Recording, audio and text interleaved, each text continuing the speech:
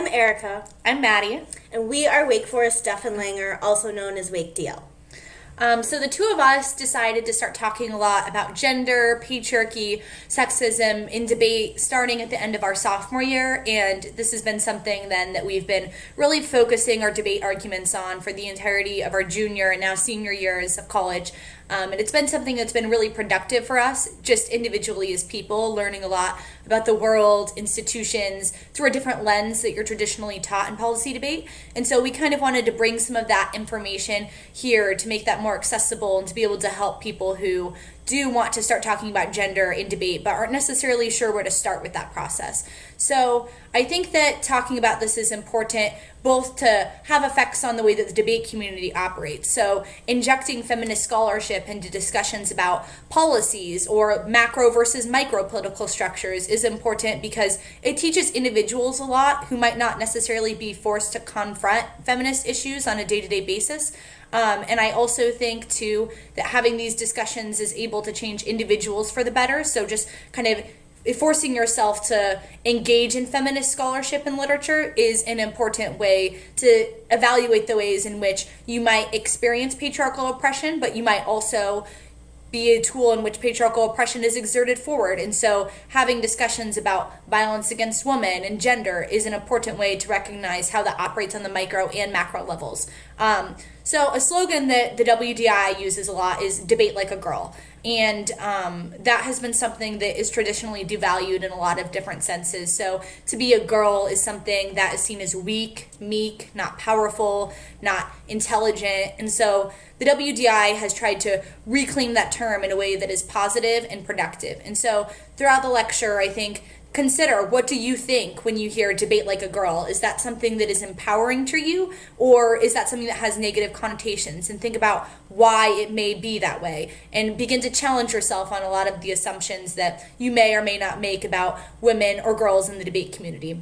And I think looking at the numbers of people in debate is an important indicator that we have a long way to go. So when you look at the number of women who achieve high levels of success, i.e. in speaker awards, being in ELIM debates, getting national recognition, there are far too few women. The majority of people who tend to experience high levels of success are men. This is not to say that the women who do experience that level of success have not earned it, or that individuals who are not able to achieve that level of success is their fault, but rather that the numbers for women who are involved in debate just do not put women in a good position to achieve that same level of success as many men have been able to achieve. So I think individually, looking at the ways that we can make debate more accessible is an important way to begin to create that sort of change.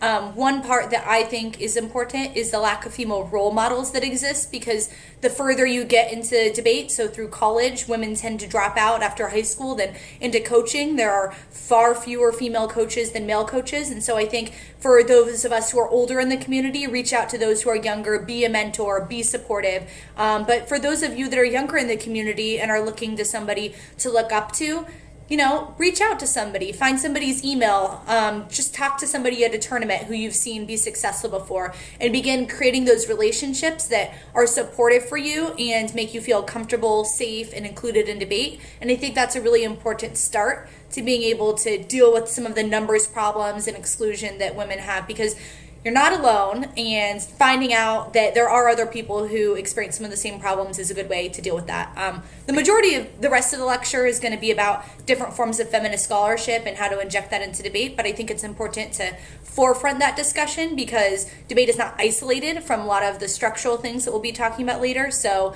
being aware and cognizant of that is super duper important.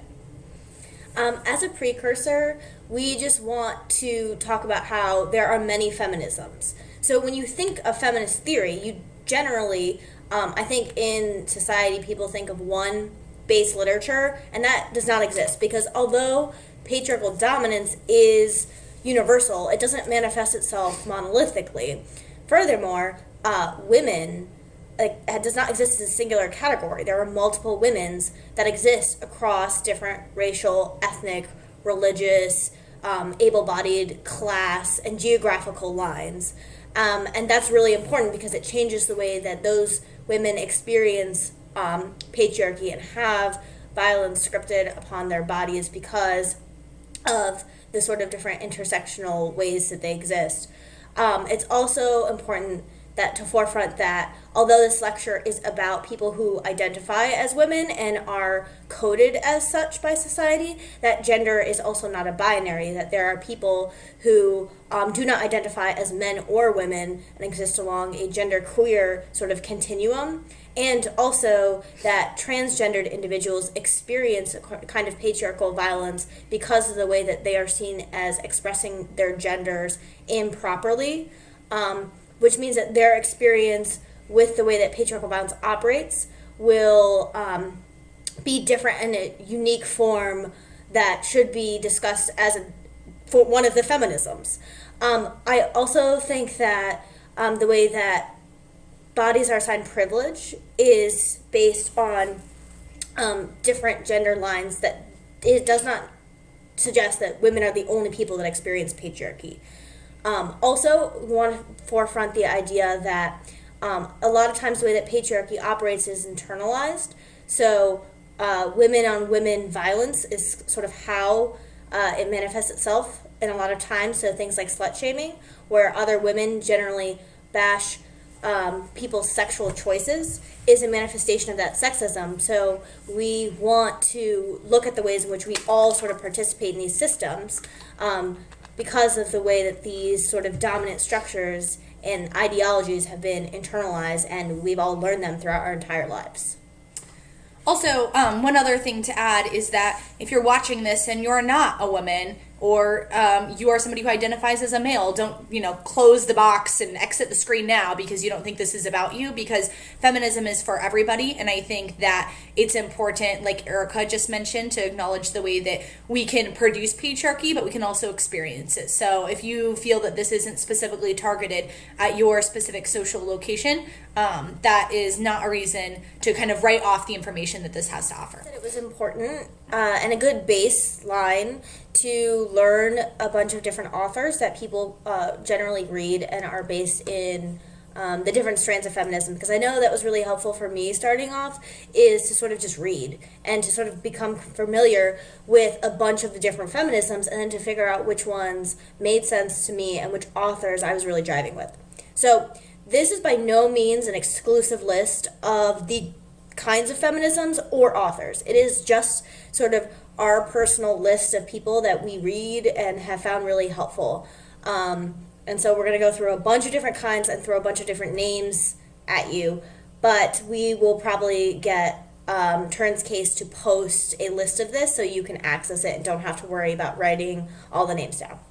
Also, I know that there's a Q&A after this, so this is a good time to be writing down any questions, because this is going to encompass a lot of different kinds of feminism that we can go more in depth on later, given people's specific interests and what they want to talk about. So one type of feminism is radical feminism, and so people such as Valerie Solanas and Andrea Dworkin do a lot of writing about radical feminism. One of the problems with radical feminism, especially the different strains that Solanas and Dworkin write about, is that a lot of it is based very heavily in biology. So that men and women are identified through a strictly biological lens in many instances, and that is then used to kind of define how men and women act in different situations. So a lot of kind of stereotypes that people might hear about feminism, such as being man-hating, thinking men are evil, a lot of that kind of is tied up in this strain of feminism. But these authors would argue that kind of looking at the ways that patriarchy operates necessitates an exclusion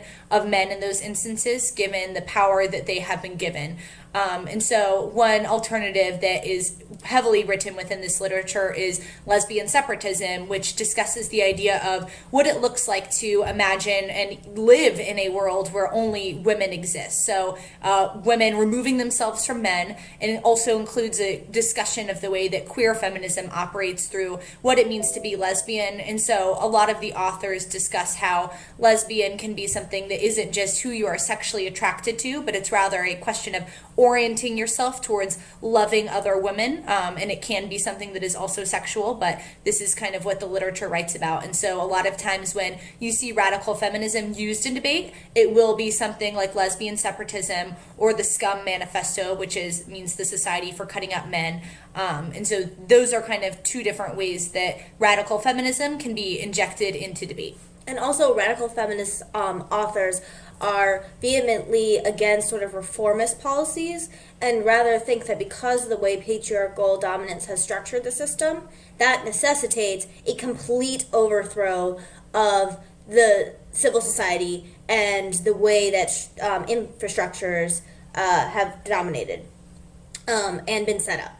So it's about rewriting and completely upsetting the current order. So a couple feminist strains sort of responded to this very universal category of woman and the coalitional politics that it necessitated of amongst women. Two of them are womanism and black feminism. And these two sort of categories of feminisms have overlapped in some instances. But womanism is largely, I'll talk about black feminism first. Black feminism was a response to second wave feminists, radical feminists, about how that was white feminists just dealing with the way in which white women, particularly white upper middle class women, deal with patriarchy. For example, the idea that the public-private dichotomy structures everything, and that women were trying to fight their way out of the domestic sphere, out of the home, was something that didn't apply to black women at the time because of the way that they had always worked other jobs and had been hyper visible in the way society operated. They had never been the invisible private sphere domesticated woman that the radical feminists really talked about. And it problematizes the way in which radical feminists had suggested that there was an even playing field amongst all women and that all women were treated the same because of the white privilege that white women were given. So some black feminists who talk about this and our primary writers are Audre Lorde, Bell Hooks, and Patricia Hill Collins. And they talk about the unique experiences of black women and the way that should be forefronted in any feminist theory. Womanism was partially a response to that, partially a development of another type of feminist theory, that it was a response to the idea that we should even reclaim the notion of feminism, that feminism was something that had not been black women's, so they should not try to reclaim it as black feminism, but rather create womanism, which is based largely on sort of community, generally had sort of religious theocratic or theocracy theology, that's the word I'm looking for, theology elements added to it. And many different authors who wrote about that were Alice Walker, and then more of the Africana womanism was Hudson Weems. Another strain of feminism is liberal feminism, which is kind of different than the last three strands that we talked about because it's focused a lot on working within the system, using the public sphere as a means to be able to change the way that women experience violence. So challenging the laws, creating reform within the state as being the best means to solve violence that women experience, which a lot of other strains of feminism don't put as much trust into the hands of the state, given the way that it has not necessarily been the best tool in all instances for women to achieve justice. And I think that when you're doing research about liberal feminism, it makes most sense probably when you're affirmative, if you want to have a plan that defends doing something within the topic and then finding a specific feminist who writes about why reform of that would be good. It's a little bit difficult in the context of debate, I think, to provide just one or two authors who are able to encompass that, because liberal feminism is so focused on the specific reforms that would be good for women. But a lot of it stems from Mary Wollstonecraft and Elizabeth Cady Stanton. Yeah, who were like the original first wave suffragists who wanted to reform the system that existed in the United States. So another feminist theory is indigenous feminism, and the indigenous feminists generally talk about the way that colonization and coloniality intersect with patriarchal domination on indigenous populations in North America. Some feminists to draw from in this area are Andrea Smith and Winona LaDuke. And Winona LaDuke also writes a lot about ecofeminism, which we'll talk about later, from an indigenous feminist perspective. Another category of feminism is post-colonial feminism. So I'm sure that a lot of you have heard of Mohanty and Spivak. And so this strain of feminism seeks to discuss the way that white Western feminism has been problematic in their portrayal of women living in less developed countries, the portrayal of women as not being able to have agency in a lot of different instances. So there's a lot of debates that happen in this area about things like veiling, things like female genital mutation, and a lot of different other cultural practices which exist in countries that are not Western. And so there's a lot of good literature here that responds to some of the claims that radical feminism and liberal feminism make, because it kind of centers a Western woman with certain notions of what it means to be an empowered female, which are not necessarily the same way that all women view what it means to be able to be empowered and to be able to access politics. And so this is an important strand of feminism that investigates the way that empowerment exists differently for women in different contexts. So the postmodern feminists, for those of you who like high theory, more Deleuzian feminists, are Rosie Braidotti and Elizabeth Gross, and they sort of talk about the way in which identity being scripted and mapped upon bodies is problematic, and how identity is sort of co-constituted and more fluid, I guess, in a form of what it means to become certain identities, and the way that that operates. This is not Maddie and I's expertise, so I'm just going to throw those authors out there, and they have really interesting writing. So Judith Butler has been really influential in terms of queer theory and feminism, and she sort of talks a lot about gender performativity and the way that gender is something that is socially constructed and then performed by all of us, and how society polices those performances. And she also questioned the gender binary that was existing in some of the radical feminists, that woman had to be a cisgendered woman, or there were only women and men, and that totally missed the way in which gender can operate as a continuum and not in a binary. So another wave of feminism that has a lot of awesome writing that's been done on it very recently is feminist disability theory. And so the person that I've done a lot of reading on, just for reading this argument and debate, has been Rosemarie Garland Thompson. And she has a lot of awesome writing that discusses the way that patriarchy is really tied up with the way that ableism operates.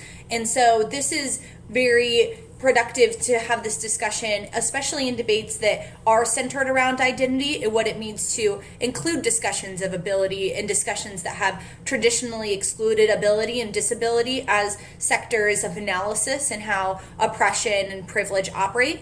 An interesting theory that she's written about, which I've used in debate, is a discussion of what it means to be the misfit. And so the theory is based on the notion that lots of times in various forms of identity politics, where can be focused a lot on how to change the self to make ourselves fit within a certain way in certain community or society. And so she writes then a lot about the way that changing the self in context of ableism is not something that is always accessible or productive, but rather we need to embrace who we are to be the misfit if we don't fit in within society, and challenge the structures which create fundamental accessibility problems for people who do have disabilities. To be able to make society more accessible, we need to challenge the structures of ableism that operate in different ways. And the next one is ecofeminism.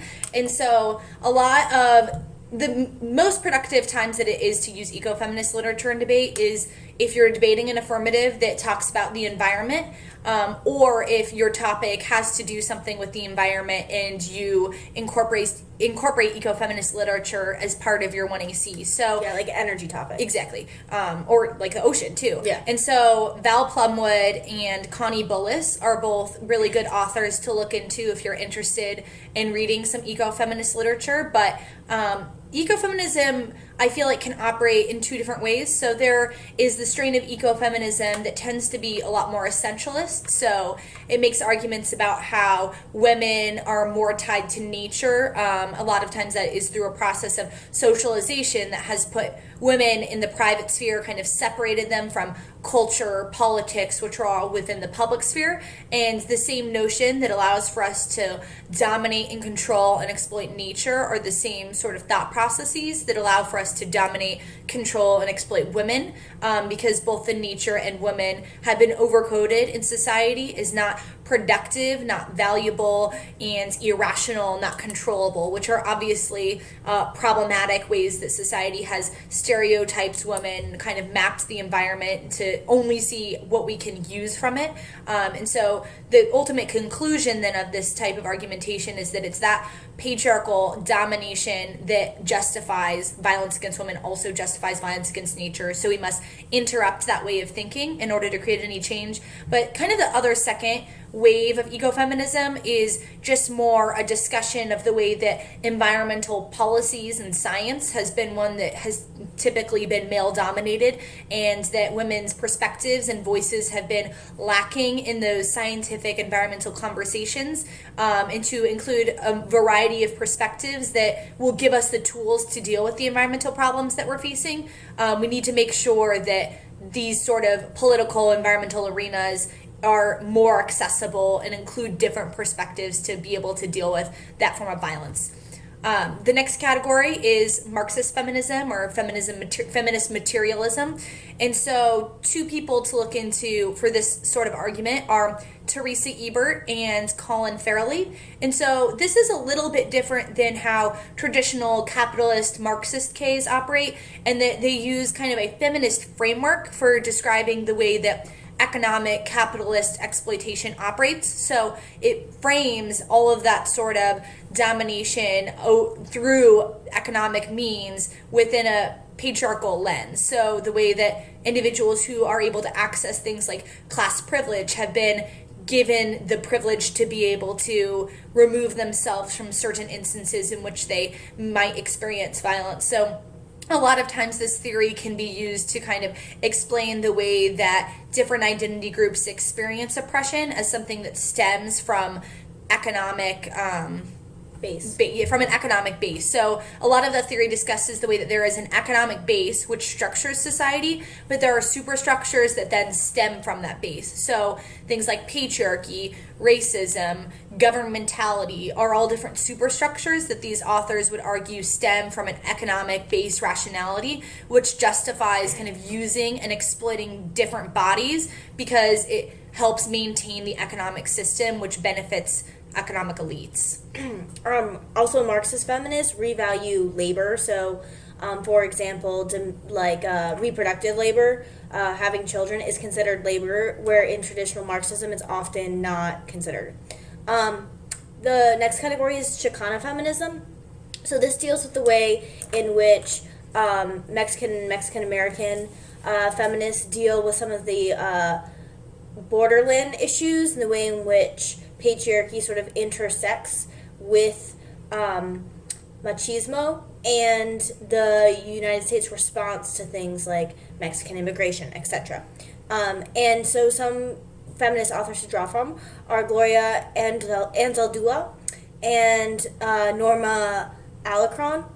And Anzaldúa also is a little bit more postmodern in the way that she talks about identity as being in sort of the borderlands of more fluid understanding of the way that identity operates.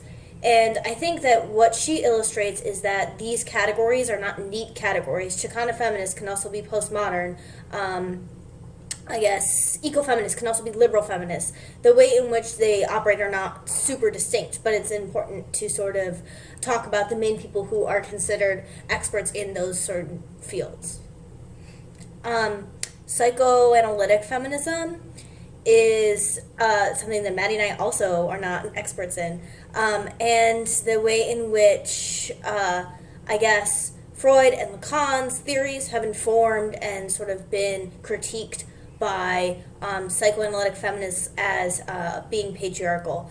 And this sort of operates on the libidinal economy, and the way in which the psyche operates is something that has been dictated and structured by patriarchy. Also the way that language and the symbolic economy operates. And so two feminists are Luce Irigaray and Julia Kristeva. And you'll also notice that the feminist theorists that Maddie and I talk more about are the ones that we know the most about. So we're just trying to give a base of where these authors are coming from.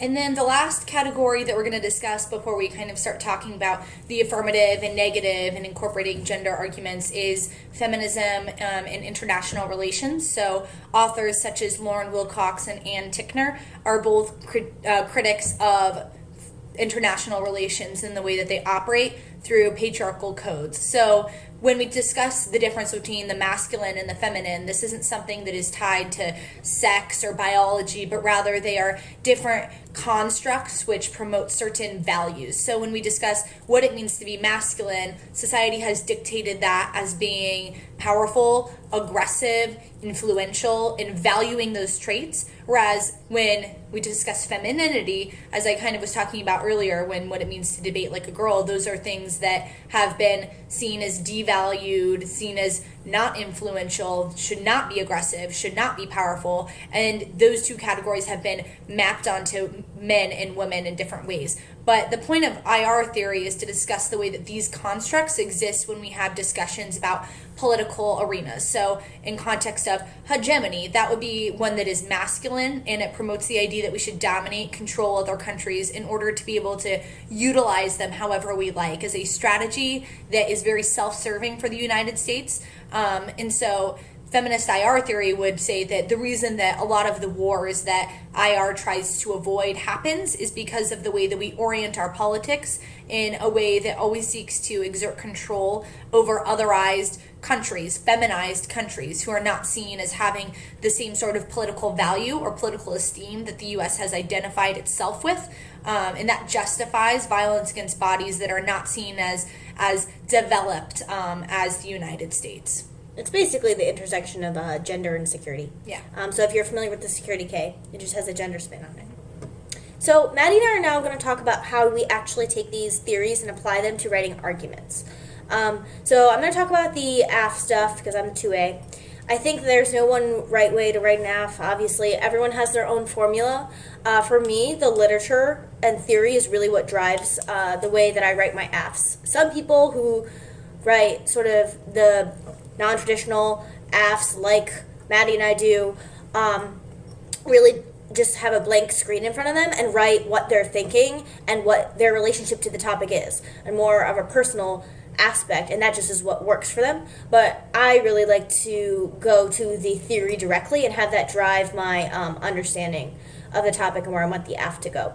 Because for me, the method is really the most important part. Once I figure out the method, then I really have a direction for where the 1AC is going and where the 2ACs go, because that just drives my answers to everything.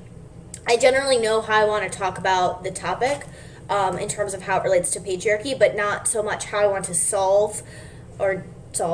deal with the sort of issue that we're grappling with. And that's where the method comes in. So, for example, on the college topic this year about legalizing prostitution, for most of the year, Maddie and I have been reading a narrative resistance AF that deals with prostitution. So we focus on the way we think that the resolution has been problematic in the way that it assumes criminalization happens at the level of de jure or like legal restrictions, and not on the de facto more cultural aspects of how patriarchy has criminalized female sexuality and constructed and coded prostitutes as deviant expressions of female sexuality.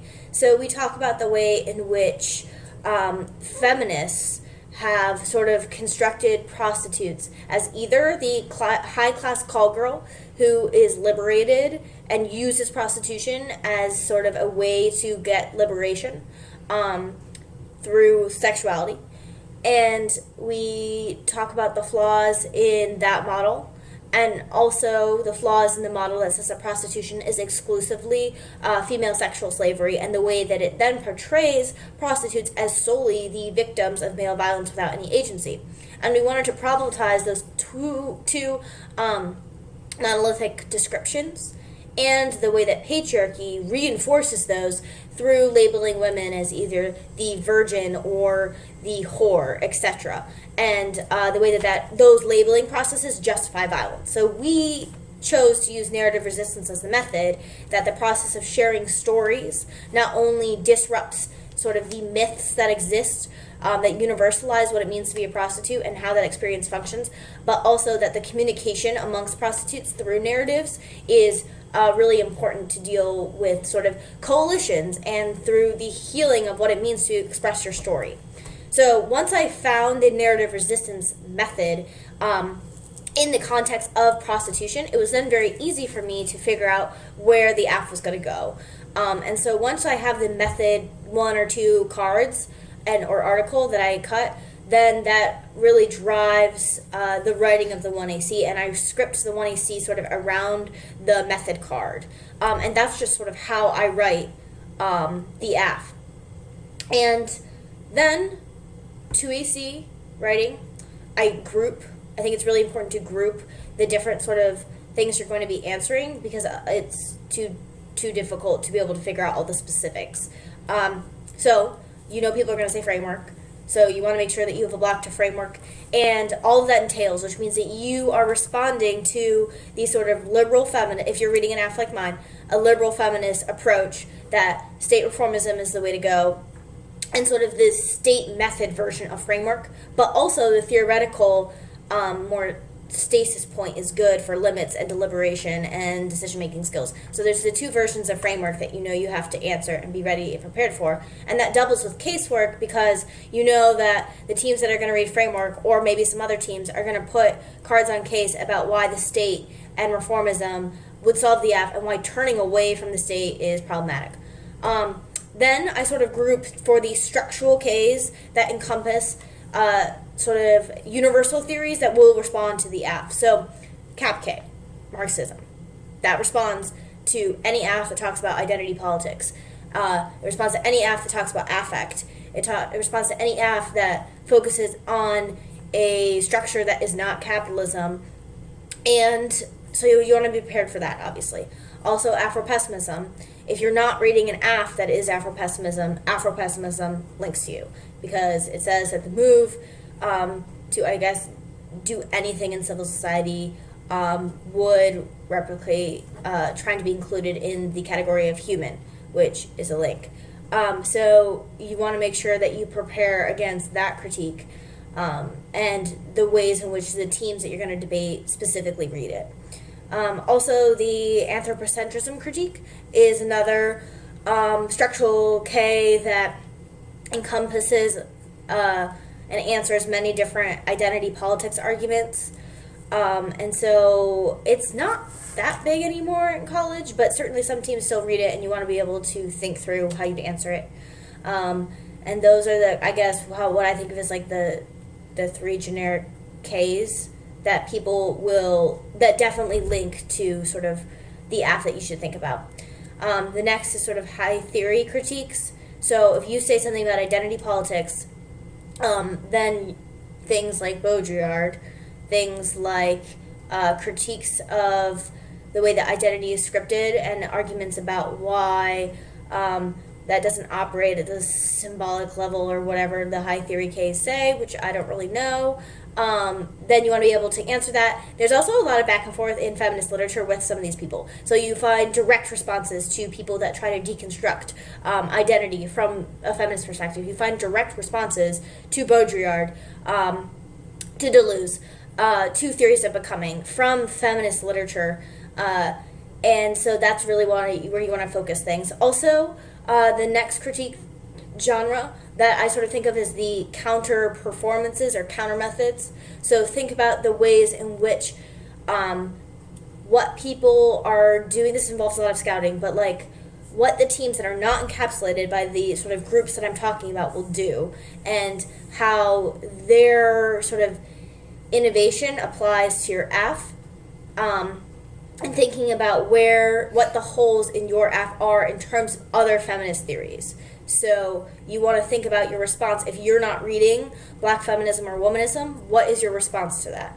If you are not reading a disability feminist AF, how are you going to respond to feminist disability theory? And sort of think about the way in which your AF would interact with other feminist theories or other sort of identity politics types theories.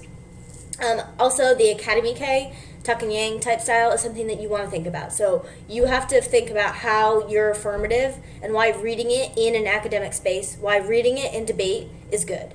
And not only why it's good, but why saying that we should retreat from the academy or stuff along those lines, and why that's problematic. And think about that. I think about that as an impact turn debate largely.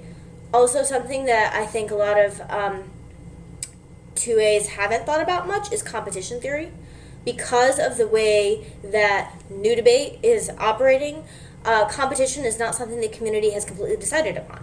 So if your AF is inconsistent with understanding of opportunity cost, if your AF is inconsistent with understanding, I guess, how theory operates in a policy debate, then you have to rethink what your theoretical explanation for perms are. We have talked about permutations as a Venn diagram and as a palimpsest, as two concepts to reconfigure how competition operates, because you know that the other team is going to say you don't get a perm because this is a methods debate. So being 2 steps ahead of them and putting that in your 2AC and reconceptualizing and forefronting your interpretation of competition goes a long way.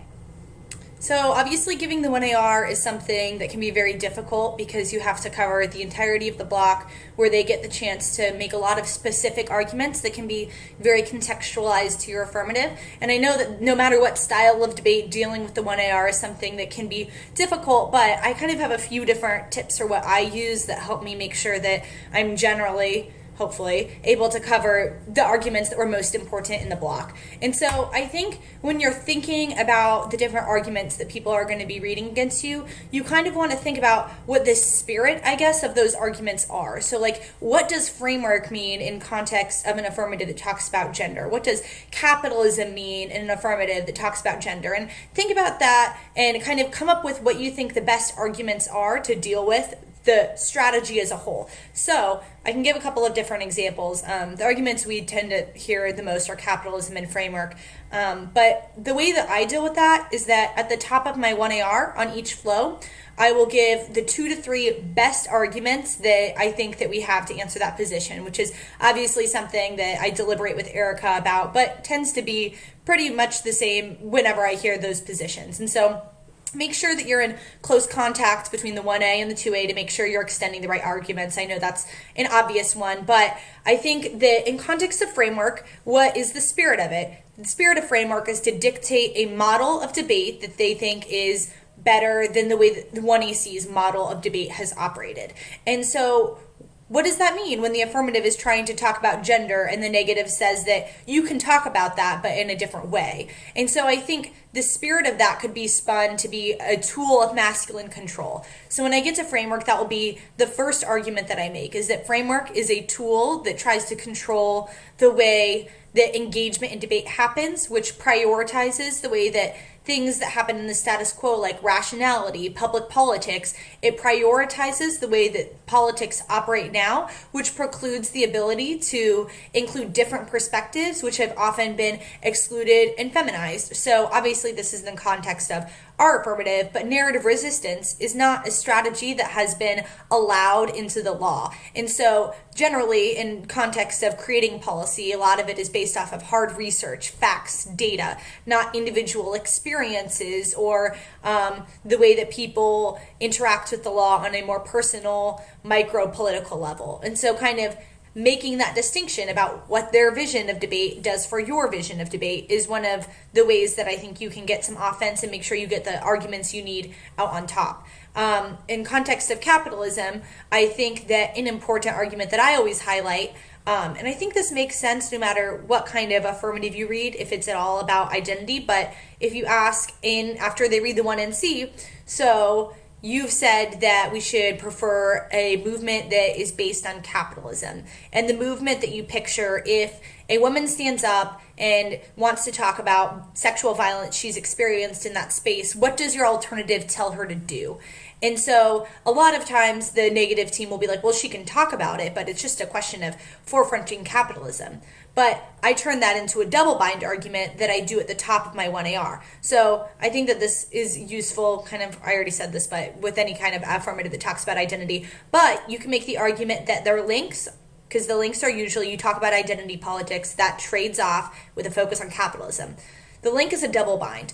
Either one, you don't allow women to stand up, or any oppressed group to stand up and discuss the distinct experience of violence they have that is based on their identity, which means that you're not able to form a productive coalitional politics because people don't feel safe.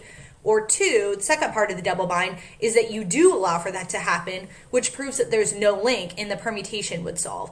And so finding the ways that the alternative and the affirmative interact in those like specific instances that kind of have a broad scope of being able to interact with the rest of the arguments you're making is a really good way to kind of cut down on a lot of the like specific nitty-gritty stuff that the 1AR typically tries to cut down on, it obviously to make enough time to answer everything. Another important 1AR move is don't forget your AF. And so I just have I don't even read it off my computer anymore. I have a 20-second spiel. This is our AF, this is our method, here's 3 reasons it's good. And I always do that if there's a case page, just kind of at the top of that case page to make sure that all the arguments we need are in the debate for the 2AR. But if there's not a case page, you can discuss that on top of the critique if it's just a one-off debate. But making sure that you don't forget the specific feminist method that you have decided to center your affirmative on is crucial. Because if you do not cover as much as you would like in the 1AR, being able to have your AF in the 2AR is the most important thing that you can give the 2A,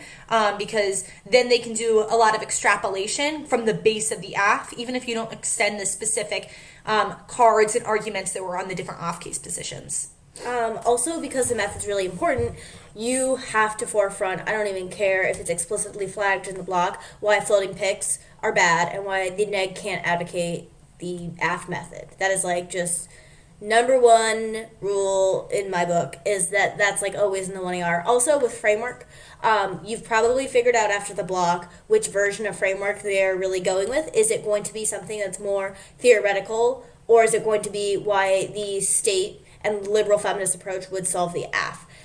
So is it more like T, or is it more like a state counterplan? And then that changes the 1AR's responses, and looking for that, because generally people miss what's specific way of framework people are advocating the block. Being really cognitive of that is important. The lecture talking about using feminist literature when you're negative as an alternative, and so this is specific to the way that I prep and view debate, so hopefully it can provide some tools and tips, but is no means the only way to engage feminist literature when you're negative. So as soon as I get the topic, the first area of research that I begin doing is specific to the resolution. So I'll look for links that are specific to both the types of plans and both the types of advantages that I know that people will be reading. And so I know this sounds really basic, but I think the best way to do that research is literally typing in X area of the topic and gender and patriarchy. That's how I do AF research. Yeah, it's great. I love it. And so just don't be afraid to do the most basic searches, because sometimes that provides you the best information, or at least the basis for where you can find more information regarding those topics.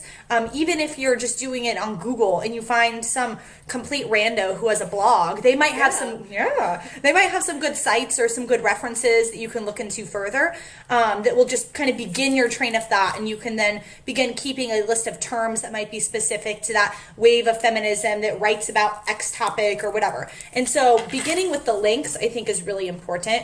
And so I think you want to make sure that when you begin the year, or if you decide to do this during the year, that you want to have, if you can, a link that is specific to the various mechanisms of each of the different types of plans that will be read. So, for example, on the college topic, we have the various different areas that the resolution says should be legalized. And so I have a link that is specific to each of those different types of affirmatives that I read when we're negative against affirmatives that defend a plan within the resolution. The second type of link argument that I think is necessary, especially against teams that read plans, is a very good state link argument. So forwarding a discussion about why the state might not be accessible or why the state might police women's bodies through things like civility is the reason why their model of debate, their method for engagement, is one that isn't universally accessible or universally productive. And this is a good indictment then of the type of knowledge that these affirmatives produce. If they produce tools that the affirmative argues can be utilized to deal with various political structures, but not all people can use those tools, then that's an indictment of the model that they have produced for debate and what they say we should be able to get from debate. And then the third area of link arguments that I think are absolutely crucial are links to the specific advantages that people will read. And so, I mean, just like the most basic ones like warming, environmental destruction, war, hegemony, our economy, are all kind of some basic impacts that, regardless of the topic, people will be reading affirmatives that have advantages that are based off of that. So making sure to cover your base for different advantages is important, and then you can get into more specific scenarios that people are reading, which might be more specific to the topic. And I think that your impact advantage level links can make two different kinds of arguments. I think first, it could critique the gendered rhetoric that exists within that realm of academia or discourse. So, for example, I know we talked about FemIR earlier, but a lot of those link arguments will discuss rhetoric we use in context of discussing war and security. And so those rhetoric arguments are important. But the second kind of style of impact link arguments I think you can make tend to end up being a little bit more of a root cause argument. So the evidence will discuss the way that patriarchal society produces the impacts that the 1AC has isolated, which is the reason as to why your alternative is necessary to overcome that. So that's where I begin prep for the topic. But I think you can use a lot of different alternatives to deal with the links that you have done research on. And so this kind of goes back to the list of different feminisms we listed and all the other feminisms that exist, which we obviously aren't able to cover in an hour, or we probably don't even know about. But the point is that you can find ways to describe how your alternative is able to overcome the links.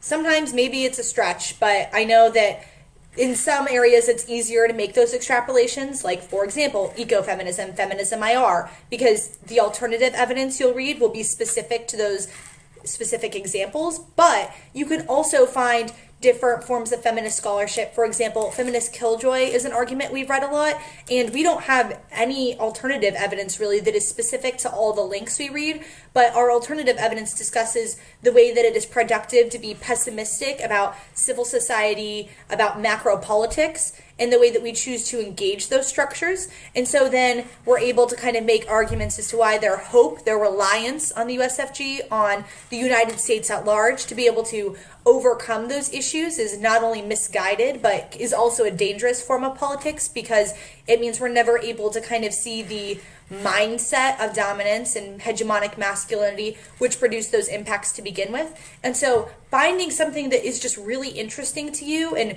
examining the differences in those different alternatives can really help you come up with an alternative that works best for the way that you view the world, but also gives you the ability to explain how the alternative then overcomes the link. And so I think having a couple of different alternatives for different instances is important. for different styles of affirmatives. So, for example, I think definitely having an alternative that you read generally against policy themes, although that obviously exists in different categories, like an environmental AF, you could read ecofeminism, but just having an alternative that you know you can read against any affirmative that defends a plan and you're set on the links is necessary. Then I think also having an alternative that you're able to read against teams that talk about identity is also essential. Given the rise of different styles of affirmatives, it's necessary to be prepared and kind of think about the different styles of identity politics affirmatives that exist. For me, I've used a lot of historical materialism feminism arguments to debate teams that talk specifically about identity categories. And so you need to make sure you have a link that is generic, but also a link that is specific in case. So, okay, let me rephrase. You want a link that is generic in case you debate an affirmative that you have not encountered before. If somebody reads a new affirmative, you want a link that is just generically about what it means to use identity politics as the focus of a debate. You also want to have a generic link about what it means to use discourse in context of your strategy and remaining within the realm of discursive theorizing. This can apply to things like poetry or different types of affirmatives that are based off of what it means to talk about certain issues in a specific way. But then you also want, for affirmatives that you know people are reading that you've seen before, you either want to make sure that you have specific evidence to the method that they use, and you want to make sure, if you don't have specific evidence to that you've thought about it and kind of written up what you think the best link arguments are and kind of case takeouts to those affirmatives, and then couch that in terms of what your alternative is able to do to overcome those specific link arguments. I know this is all kind of vague, but that's just because there's so many different affirmatives, and I know that makes prep a little bit difficult, but if you can group affirmatives into different categories and pick which alternative you think is best for you in those categories, that allows for you to do a lot of thinking ahead, practice speeches, to be able to kind of come up with what you think the best responses are. I also think something that you should consider on both sides of the AF and the neg is what the ballot means. And I don't mean this as in what's the role of the ballot, but I mean what does it mean for if you are reading lesbian separatism, for a male judge to endorse your strategy with the ballot? Why do you need the ballot if you're AF? If it is about the performance of the 1EC, why do you need a ballot? And how can teams sort of use that to make offensive arguments about how you asking for the ballot is a link to their critique? So you needing self-affirmation if your AF is about survival strategies, or if your AF is about why your performance is good, why that relationship between you and the judge or you and the ballot, how that operates. That's something you really need to think about. And I think on the neg, that's where you could also get links from AFs that sort of don't read a plan. Why do they need the ballot and what does that mean? And that's just something that that's definitely important to think about in context of which alternative you pick.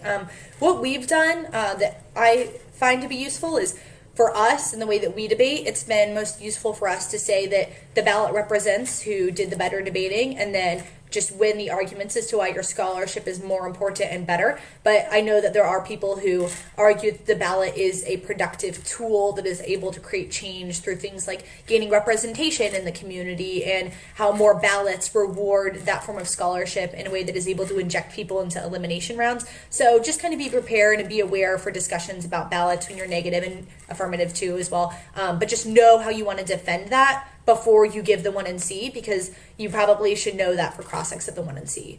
I'm going to talk specifically about a couple of different arguments that you're going to definitely be able to need to answer. So obviously the permutation is kind of a big thing. Erica thinks it's a bigger deal as the 2A than I do, because I just tend to not think the perm is a thing. But obviously I have to answer it. So I think a really good argument to make is about which form of scholarship is better. And so that means if we're debating a policy AF, is it the form of scholarship that values, first and foremost, political engagement, democratic engagement, structural change? Is that model of scholarship and engagement better than a model of feminist engagement, which, depending on your alternative, does something different than the AF. And so, for me, I feel like that's a good severance argument as to why the two cannot just be combined, because it's a question of how where we start determines what we do. So the affirmative starts with the presumption that we should engage the state, which has led them to then create the plan that they choose to read, which has then led them to say that the plan should be done for the various list of reasons that are the advantages. And so I think you want to make arguments as to why the permutation doesn't resolve the link arguments. If we need the alternative to reorient how we think about the world, you can't just add the permutation, you can't just throw the alternative in with the affirmative, because the affirmative still leaves intact the type of knowledge production and engagement that is inherent within the 1AC. If you in any of your link arguments as to why that form of engagement is bad, all your link arguments are disadds to the permutation, because there's no explanation then as to how just adding the alternative prevents politics from acting in a not productive and hierarchical manner in which they exist in the status quo.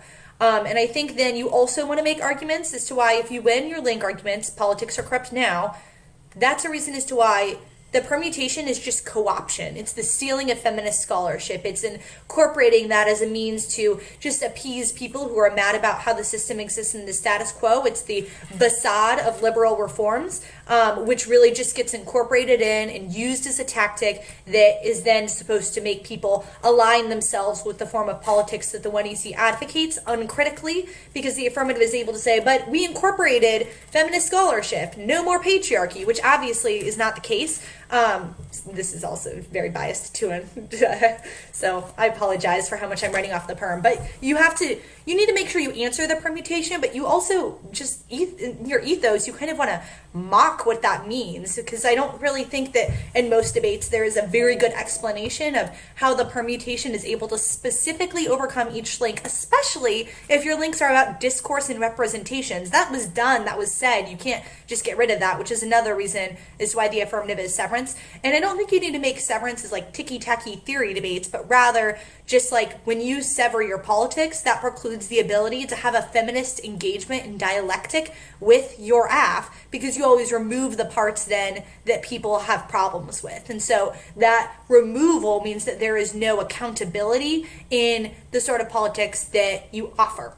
Another type of argument that you'll be encountering, especially if you're debating a policy affirmative that reads advantages with large-scale impacts, are impact outweigh claims that will be based in things like utilitarianism and consequentialism, which argue that we really just need to look at whose impact is more important and has the larger scope that it's able to resolve. And so I think you want to question the logic of that sort of calculus. So, like, obviously voting affirmative doesn't prevent extinction from happening, but you want to question then what the logic of that type of impact calculus justifies. So that means that when encountering discussions about micro-violence and domestic violence and violence that exists on the smaller scale, not necessarily as a result of large-scale nuclear war, we're always able to bypass that discussion if somebody can come up with a weird, convoluted internal link chain that gets us to nuclear war. So the threshold for how probable that is doesn't really matter when the affirmatives are making claims that just only the impact that matters,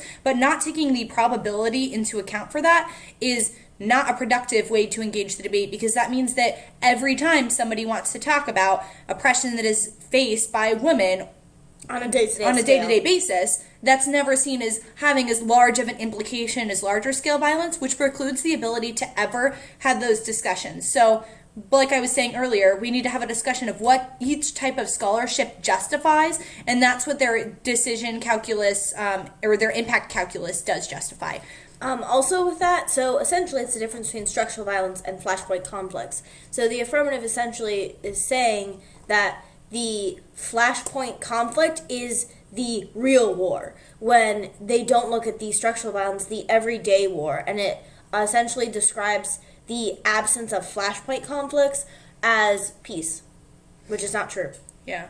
And then I just kind of want to talk quickly about two different arguments that I usually make all the time, which are usually pretty helpful arguments to make. The first is a sequencing argument, and I guess some people would characterize this as a floating pick, but I think of it like slightly different because I don't think that the sequencing argument necessarily advocates that the plan happens as part of voting nay, but rather is a discussion of the way that the affirmative plan could potentially happen in the future through a gendered conscious lens.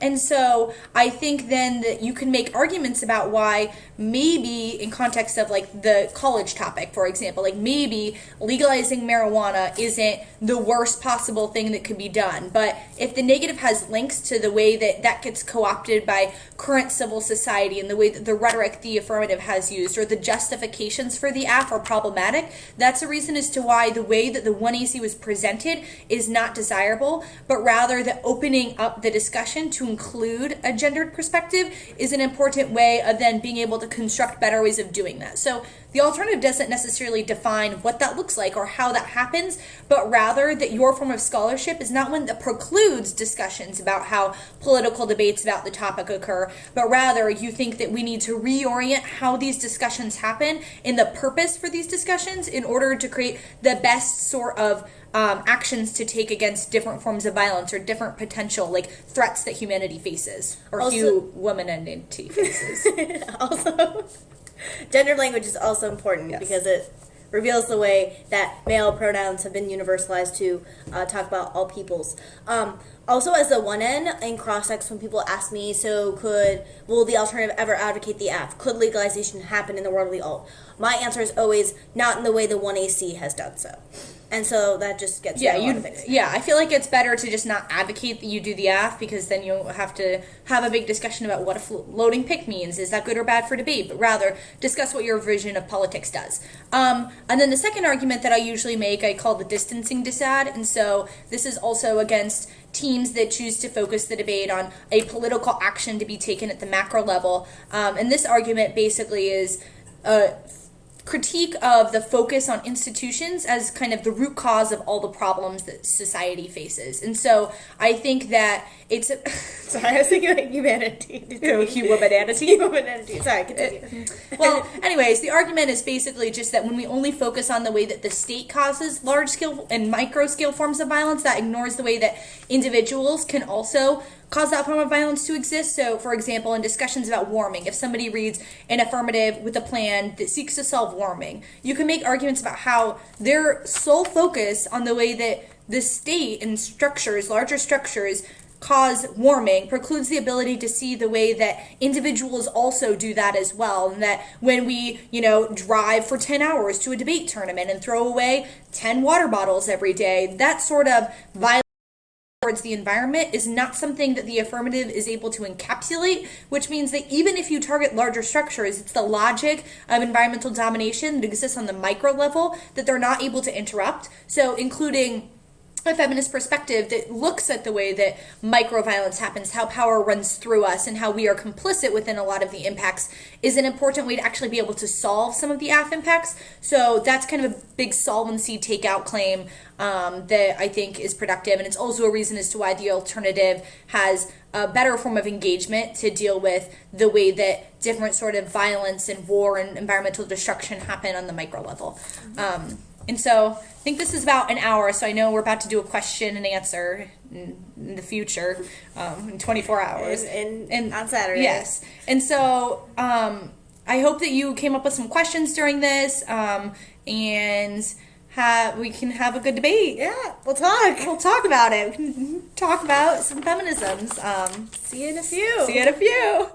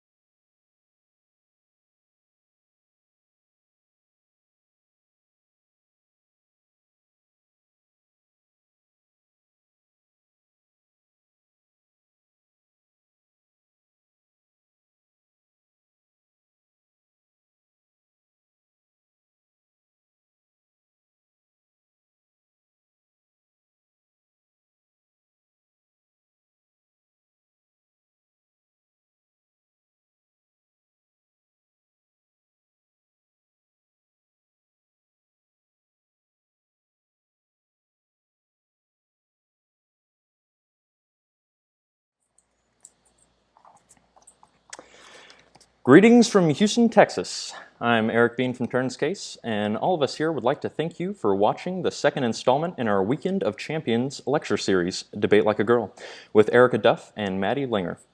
Also, thank you to everyone who contributed to our donation drive for the Women's Debate Institute. The WDI is a tuition-free camp that increases the number of women involved in debate and teaches women to advocate for a more inclusive debate community. For more information, or if you would like to make an additional donation, visit them online at www.womensdebateinstitute.org. Before we begin our question and answer session, I would like to extend a personal thanks to Erica and Maddie for taking time out of their NDT prep to sit down and talk with us about gender in debate. We truly believe that talks like these should be accessible and helps create better debates and knowledge for students and educators alike. Now, like I said earlier, this is only our second lecture and first attempt to integrate Skype into the live stream, so forgive us for any technical difficulties. If you have any additional questions or have questions at a later time, please feel free to video on our event page on Facebook or message us on Skype. If for any reason the call or audio drops, we will do our best to post a Q&A video within 48 hours. With that being said, we'll begin the question and answer session.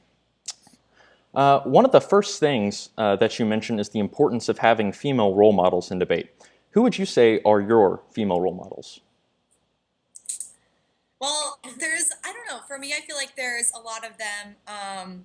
Leah Macholsky, Toya, my high school debate coach, Cami Romica, for me at least, I think have been three of the most influential women because they really both. So for Cami, she was right there at the beginning of my debate career. She taught me what debate was. And then as soon as I got to college, Toya and Leah were very involved with my debate career. And for Toya and Leah, they both kind of represented different spectrums of debate. So Leah was a lot more policy and Toya did a lot more critical work. So I think in that way, they both taught me a lot about debate in different ways. Yeah, I would really agree that Toya is very influential in our debate careers and represented different types of debate and supported us a lot no matter what style we did, which I think was really important, that they both recognized the importance of us sort of figuring out what we wanted to do and how they could both help us along that pathway. And so that has been really crucial. I honestly do think that like Maddie has also been one of my Erica as well. Debate role models because of the way that we both, I guess we are both each other's debate role models because we push each other to be the kind of the best debaters we can be and innovate argument and kind of be there for each other. And I think that that's really important, to find someone not just who is older than you, but who is your age, that you can sort of have a peer that operates as a role model with you in the trenches, whether that's on your team or your debate partner or someone that you just have met at debate camp that is at tournaments that you go to. I think those connections across not just generations in debate, but across debate at your level is really crucial. I agree. Also, shout out to Toya. I think she won a award at CETA. She's awesome. She did, yeah. Next, you talk a lot about the different flavors of feminism or different feminisms. Can you tell us about a debate that you were in that was only about or only within feminism? Yeah, we actually had a really good debate against Georgia DV. That's Maggie and Kara. And we just debated them at Texas. And they read an app that's about feminism. It's about anarcho-feminism. And so initially we were like kind of nervous because we didn't know exactly what strain of feminism would be the best to respond. And they make a lot of really good arguments and are awesome, awesome debaters. And so it was kind of interesting to have to think through that because those debates don't happen very often. And it was also cool because the judge was another woman, Sydney from Pittsburgh. So it was all women in the round. And so the arguments we made in that debate were kind of twofold. So, or I guess threefold. We made case arguments about the way that their feminism isn't necessarily intersectional and could be exclusionary. We made a material feminism argument that I know that I discussed in the lecture about needing to focus on doing material analysis. And then we also made an argument about kind of handing over blueprints of what your strategy is and how that can get co-opted. So it was really interesting because it was all through a feminist perspective. So it was a really cool feminist dialectic that we were able to have in that debate that isn't usually able to occur. Another debate from the AF perspective that we had last year, we were reading our Feminist Rage AF on the war powers topic, and we debated Liberty CE, so Vita and Megan, and they said womanism. And that was a really interesting debate to see how our feminist rage politics interacted with a womanist politics that was very much about the Black community and about opaque strategies in working with people who were not in the Black community, and how sort of how womanist strategy would intersect with and be competitive with a feminist strategy. And I know that's not a debate that happens very often in the debate community, because it's pretty rare to have feminism versus a womanism strategy. And that was a really interesting way to see how those different theoretical bases interact. Awesome. We have a few questions from people on the live stream as well. The first of which is, within lesbian separatism, how do you resolve the question of transphobia or exclusion of genderqueer bodies? Yeah, that's a really good question, and that's kind of been something that I've struggled a lot with the lesbian separatism literature that exists.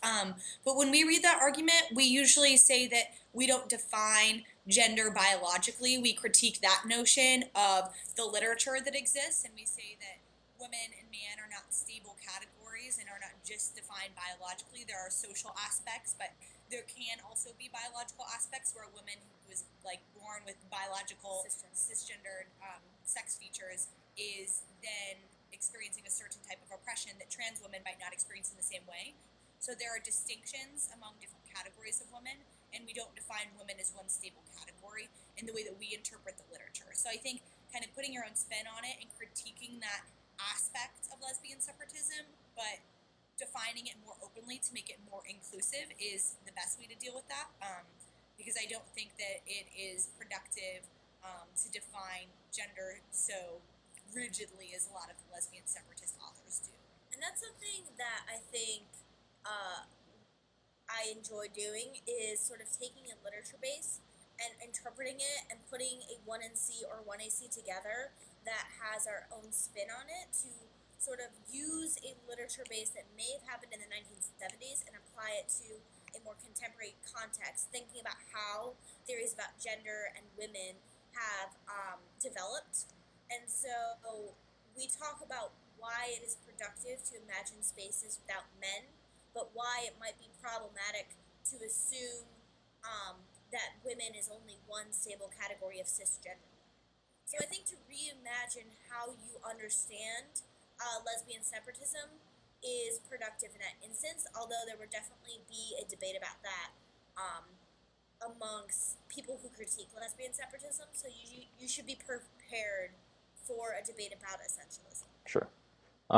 Another question that we received is, how would you specifically go about forefronting why floating pics are bad in the 1AR? I probably need to... So there's a couple of different arguments that I think are good to make.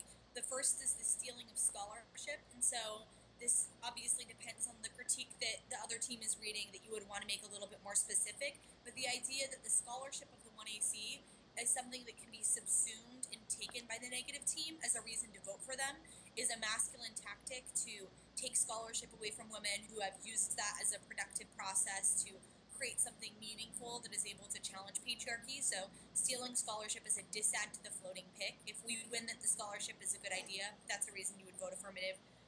Then another argument is what I call focus dissad, and so the floating pick skews the discussion away from whether or not the 1AC is a good idea, and rather tries to incorporate the 1AC within something that the negative presented. But that means that we're not able to engage in that sort of feminist dialectic we were talking about earlier, to actually talk about the 1AC. How can it be utilized? Who can utilize it? In what situations? In what context? What is that able to challenge? Those are all important questions that I think need to be asked of the 1AC, and then the floating pick removes the ability to have that discussion just by subsuming it all. And then, yeah, so also, if there's a reason as to why the two strategies can be combined, there's probably an argument for why this is just perm solvency.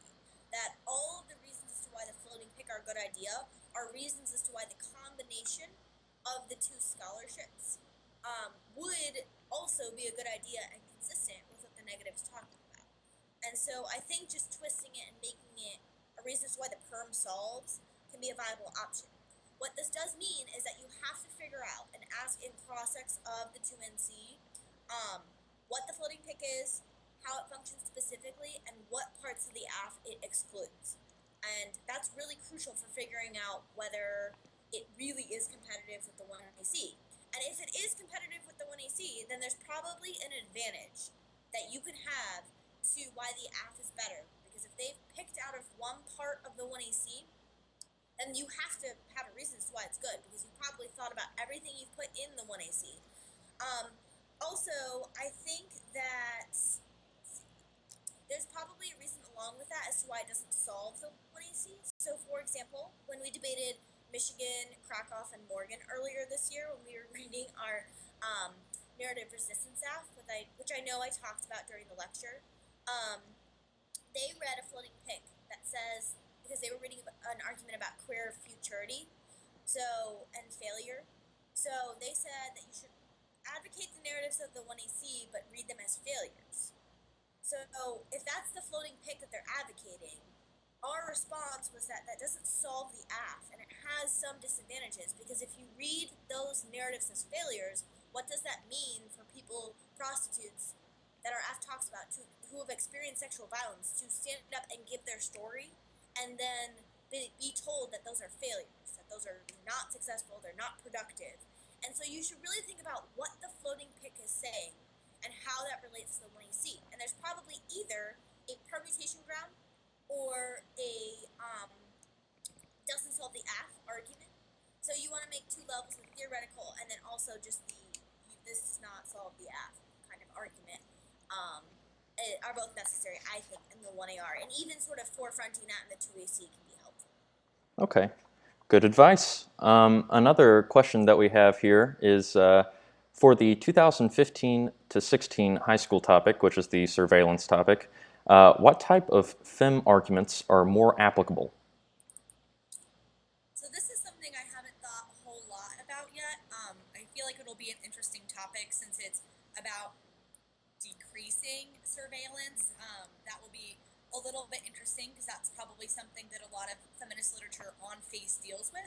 And so I feel like a lot of the discussions that will then be happening on the negative in terms of answering affirmatives in this topic will have to do with the advantages and the use of the state, because a lot of the feminist literature would probably, agree that we should decrease our surveillance. So we'll have to focus a lot more on the intents of the affirmative to do those things. So if the reason is to maintain hegemony, to engage in certain international relations, I'm not really exactly sure what all of the advantages will be, but I think that looking a lot at the advantage literature will be a really important starting place. I know when we had the presidential war powers topic, that was also something that was difficult to deal with. But you kind of just have to get a little bit creative in the way that you begin applying, writing, and researching the links that you choose to read. So I don't have a super comprehensive answer for that right now, so sorry, I haven't done a whole lot of thinking about that yet, but that's my initial thought. On the AF, it'll probably be somewhat easier because of the way in which I think there are a lot of intuitive ways in which decreasing surveillance would probably be good for people who experience gender violence or women. And I'm sure many feminists write about it, although I haven't sort of delved into that literature base. But surveillance in the medical industry is one place I might look to intersect with feminist disability theory and how surveillance has sort of been used in studies and tests in the medical industry. I think might be really interesting, but I'm sort of just thinking about that off the top of my head. And also, I feel like there's probably going to be a lot to say about the public-private divide, about how surveillance is a tool then that allows for the public to kind of keep an eye on the private. The private sphere is continually devalued, but the public wants access to that information so that they can kind of control and manipulate that sphere of life. I feel like might be an interesting area to look into. Okay, excellent. Another question that we have from the audience is that, are your 2ACs predominantly analytics or cards? They're really both. So I don't read that many cards. I probably read like 2 or 3 long cards on framework, and then 2 or 3 on like a critique. And then if it's one off, I'll read, like if it's an Afro-pessimism critique, I'll probably read 4 or 5 maybe. And so I think that it's really a mixture of cards and a lot of analytics, because I do rely very heavily on analytics, and extending the 1AC, because the 1AC probably impact turns or answers whatever the main 1C arguments are. But I also think that I'm very selective in the cards that I do read, so they are long and highlighted and important. So I am of the school of thought that the evidence that I read is essential for winning the debate. And I probably won't read evidence that isn't going to be extended in the 2AR, but I need the evidence that I do read, and I probably couldn't win a debate without sort of the select 2AC pieces of evidence that I rely on. Okay. Another question that we have from our audience is, how do people who identify as male and present themselves as male read feminist subject positions without speaking for others? So I think that that's a good question, and it's something I've talked with a bunch of people about. But I think that like reading feminist literature isn't something that I think is problematic. I think, everyone should be able to engage and talk about and have that sort of feminist dialectic. I think that the alternative of men not engaging in feminist literature is so much like worse, because it means that people aren't educated about the way that patriarchy operates, and it's seen as like feminism. That's just a woman thing. Like that doesn't involve me. And so kind of having discussions about different strategies that can be used to combat structural patriarchy, violence against women is always productive, and everyone should be involved in that conversation. The only argument I can really think of that like men might not be able to read that's feminist literature is lesbian separatism, because that relies so much upon like what the individual subject is doing and their own personal orientation towards patriarchy. But for like material feminism, that's a structural criticism of the way that patriarchy and the rationality of economics are tied together. For feminist disability theory, that discusses structures of ableism and how that is intertwined with patriarchy. And even for, feminist killjoy, that's not necessarily only about a woman being a killjoy, but about somebody who is a feminist being a killjoy by pointing out instances of patriarchy. So I think that, anyone who finds this topic of literature important and is interested in it, I think should definitely engage in debates about it. And I mean, obviously, people who don't think that it's important should as well. But this is clearly, somebody who's interested in engaging in these sort of debates, and I think, definitely go for it. I think that's awesome. I also think that there should be an awareness of your position as a male and what that means in the context of you reading these arguments, and that's really different depending on what you're reading and depending on what arguments you're confronting. So I can't prescribe a universal way in which a man should go about being aware, but just I think from reading feminist arguments, from being in the literature, and from talking to women about experiences of sexism and patriarchy, and really listening to those experiences and being open to criticism of your own complicity in those experiences, just is that. And I think that reading feminist arguments and debate will probably only contribute to an awareness of male. Okay. Now, I'm not sure if you can answer this question, but what do you think that the best negative strategy is against your affirmative? Which one? Probably narrative resistance. Sure. So that's the one I think I talked about in the lecture. Yeah. Okay. I think that Is this somebody who's going to the NUT? No. All right. So I think that teams should do what they are good at. So if you're really good at framework, there's a link to framework. You should probably defend that legalism is the best strategy to deal with the way that prostitutes are criminalized. You should probably defend that stasis and limits are necessary to have productive debates that create decision-making skills that we can then use to engage the way that the state and structures are patriarchal. So defend framework as a method to solve the AF and external net benefits as to why we destroy debate. I don't know. Whatever framework does. If you're good at that, you should do that relate to that.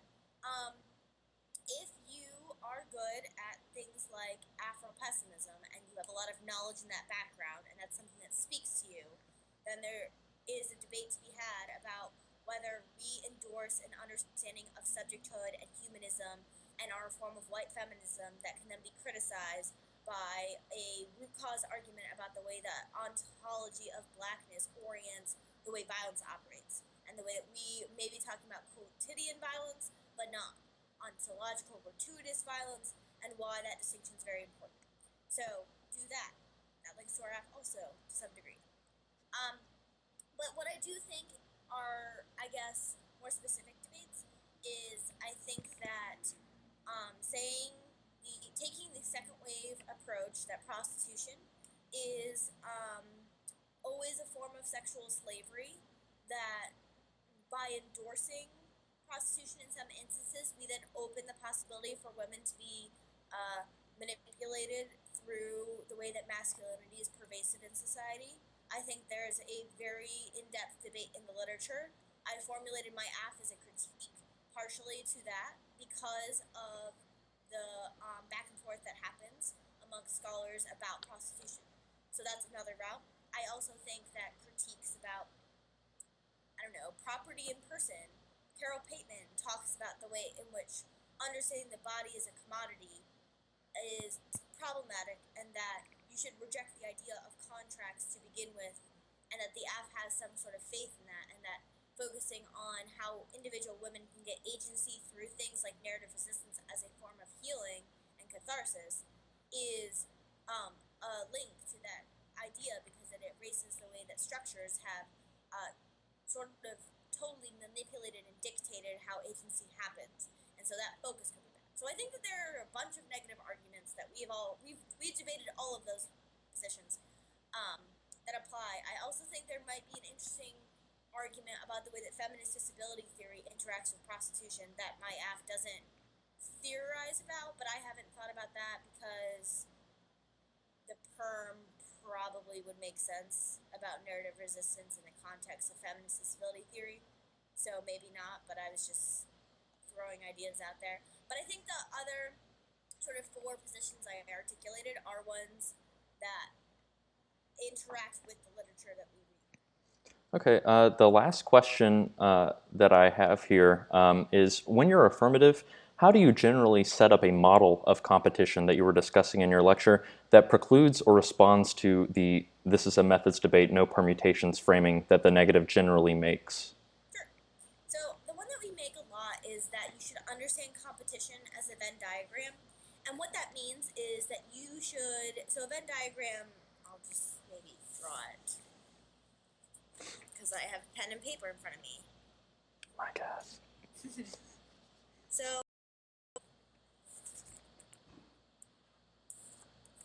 can everyone see this? That is a Venn diagram. So this is the AF, neg, right? The middle circle is the overlap to where the affirmative method works best in combination with the negative method. So say it's a debate about anthropocentrism versus the affirmative.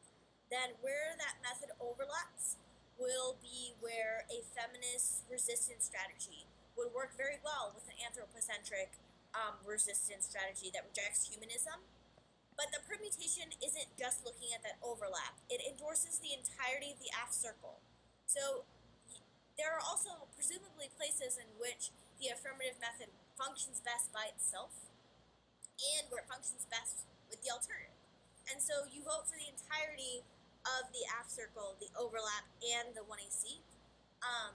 And that, we say, creates the best sort of creativity to create resistance strategies that operate with an entangled understanding of how methods operate. Because the way that we largely answer root cause arguments for critiques is that there is monocausal and singular understandings of root causes. It simplifies the way violence operates, and you should look to ways in which patriarchy and anthropocentrism, or patriarchy and capitalism, have intersected to create violence. So the Venn diagram model really makes sense to look to where you can, where the the AF operates best on its own, but it also operates best in tandem with the negatives method. So it's not an opportunity cost, but rather looking to where we can create the best methods. And if there's a place where they overlap, the judge should probably endorse that, because if you try to create when teams say that the method on method debates means that there's no permutation,